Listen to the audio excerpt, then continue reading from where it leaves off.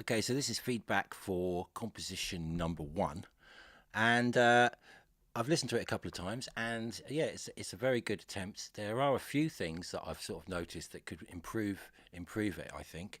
So if we just start by going through, we're just going to listen to it, and I'm going to stop it and make some comments as we listen to it. So let's just start off. The Holy Bible, called Genesis.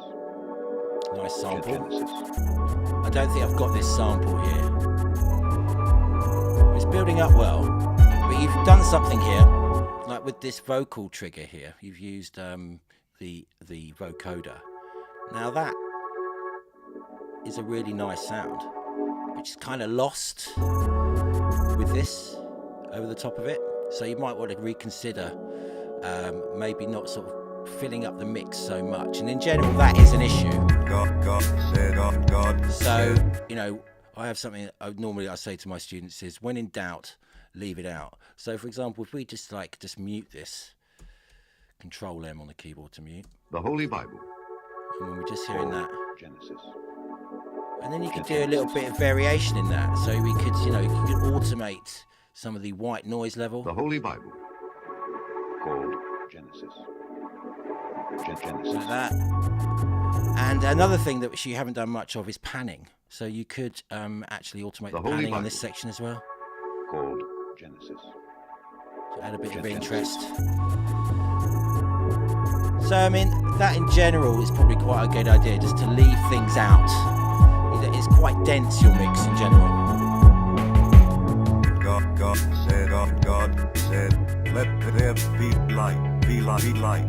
God said, let there be light. Now that is great. I really like this time stretch vocal.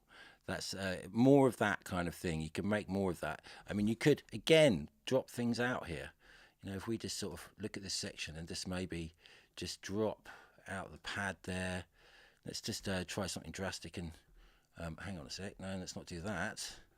Hang on, let me just, I use my marquee tool a lot to kind of select sections like so, and then I can just mute them. So if we have a look here. God said, let there be light. God See what I said, mean? Just more space. Let the listener get into what, listen to a particular thing at a particular time. That's a lovely reverse piano. Again, make more of it. Do you need this pad here, taking up loads of space?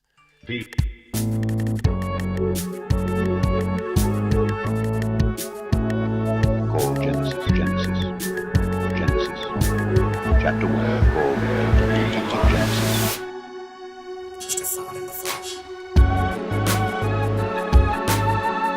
Right, so this vocoder vocal, again, you need to make that louder or more abrupt in the mix, because it's sort of, it's lost. So let's go on to this lead line.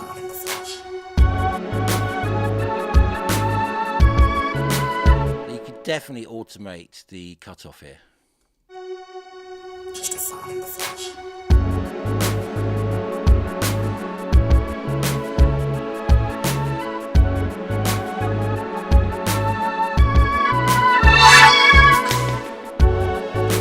Right, so it got really loud then. I've noticed in your mix that you don't really use compression.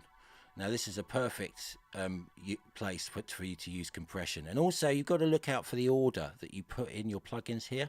So this actually matters, the order, because it goes into the first effect, then the next effect, and then the next effect.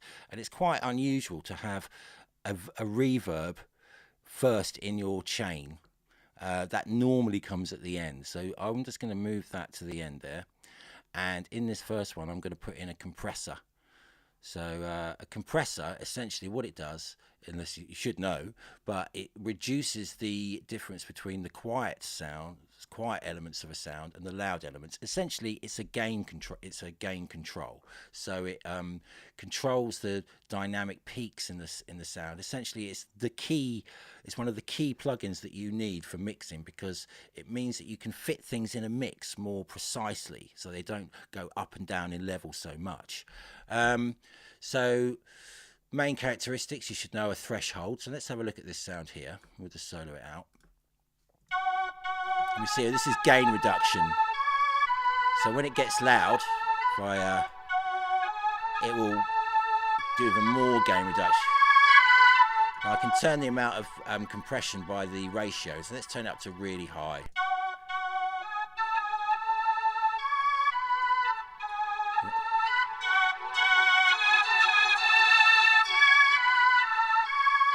So it's really controlling those dynamics now. If I set the knee down even more.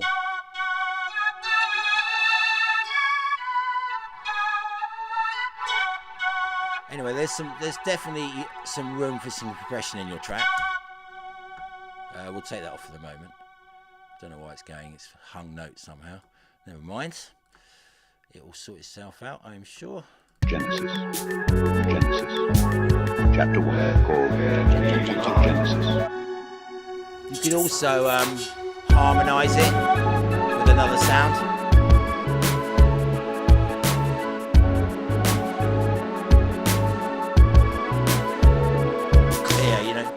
Another lead line coming in there that harmonizes this song, this sound. Let's just carry on.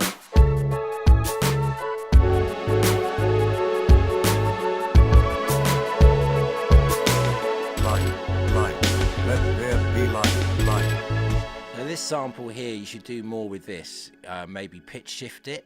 You could use pitch flex. So if you use Command F, brings up the pitch flex here. If we just make that a bit bigger, so we can. Oh, it's not pitch flex. So first thing you would have to do is you'd need to put this down, bounce this to audio. So we'll just bounce it in place. We'll leave that. Oh, it's just done the whole thing, which is annoying. But never mind, doesn't matter. And then we can pitch flex this. So turn that on, go to pitch flex. And we can do all kinds of weird things with it now. If we go into this page, pitch flex again. Let's just zoom in. And for example, we could grab all of those notes. Let's solo it out. Light, let there be light. Light. Let there be light. So you see, you can do all kinds of weird things with it. Stretch it, stretch out the notes.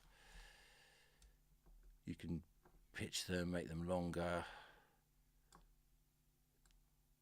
Vibrato, things like that. Light. Let there be light. We hear that with the other one as well. Light. Let there be light. Let there be light. Let there be light. Let there be light. So you see. Light. Let there be light. So yeah, pitch flex is definitely something you should be looking at. And I've also noticed you haven't really used much automation in for effects. For example, if we just listen to the drums here.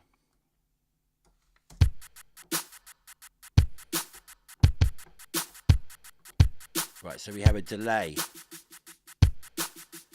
So that happens every time. And also you haven't used any compression and there's no panning. Now you can do micro panning, just moving things ever so slightly like that. And this will add space into your mix. You could also consider doing a track stack. So if you highlight an area, so say if we highlight this area here, we can then control click this and we can create a track stack, use a summing track, and that creates a submix, which you can then, all your drums are now through this one. So if I wanted to just listen to the drums now, I could just go like that, and there they are. And I could put stuff just on the drums. So if I wanted to put some, say, multi-band compression might be something you might want to put on your drums. So then you can just sort of fatten up your entire sub-mix. It also makes it easier to mix later on because you can control all your drums with one fader. So let's just try a Final Rock compressor. Just mess around with it. So just control, and that's the whole mix through that. If I wanted to, I mean, I could do stuff like, I could put a filter on the whole mix.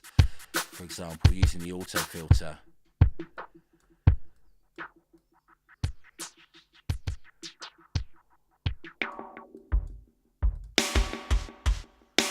So it might be something you might consider.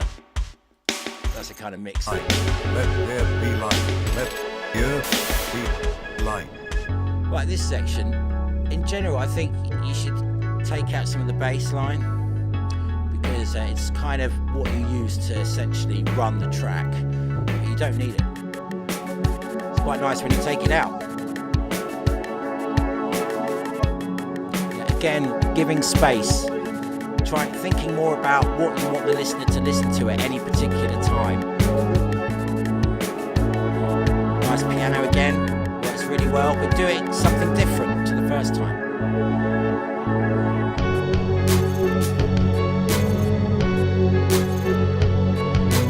Now this section has got potential to be a section B.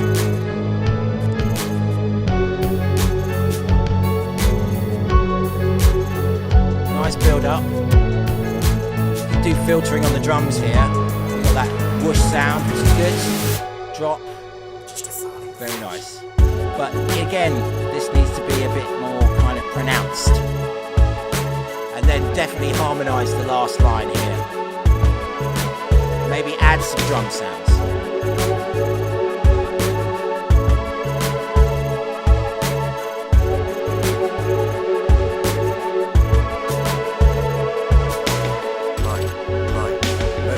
So, just in terms of arrangement, I think you've really gone to town here. I think, you know, you've really chosen your sounds well.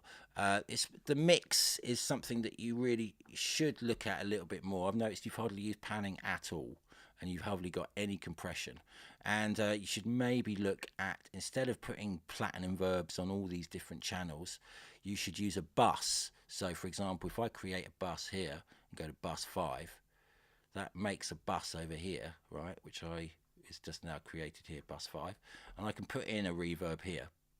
That's where the reverbs, there they are. And I personally like the space designers because I think they're kind of more realistic. And choose something like, you know, I usually go for drums, would be a plate reverb, you know, something around, you know, 2.5, 3 sec midnight plate's quite nice.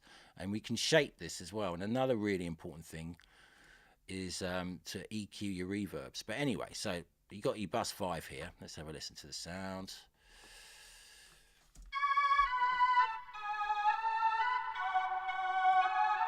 Now I can use that reverb on other sounds as well. So I can basically use it to blend sounds together into the same space. So instead of using different reverbs all the time, which it can make your mix sound thicker than you want it to be. So it kind of, reverb really takes up loads of space. So you've got to be very careful with how you use it, because it can just make it sound mushy in the end. But but in general, this mix is really good. The composition is good. Just need to do a little bit more with the samples, and just add interest all the way through, and consider what you want the listener to listen to at any given time. But in general, I believe this is a really good piece of work.